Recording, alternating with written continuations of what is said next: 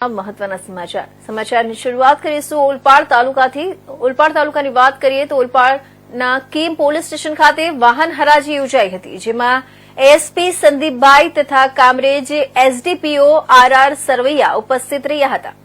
સદર વાહન હરાજી ઉપરાંત કીમ પોલીસ સ્ટેશનના 3 પોલીસ કર્મચારીઓએ કીમ વિસ્તારમાં લૂંટ, આર્મ્સ એક્ટ તથા મર્ડરના વણશોધાયેલા ગુનાઓને ઉકેલવામાં સફળતા મળવા સાથે ત્રણેય પોલીસે ઉત્કૃષ્ટ કામગીરી કરી હતી।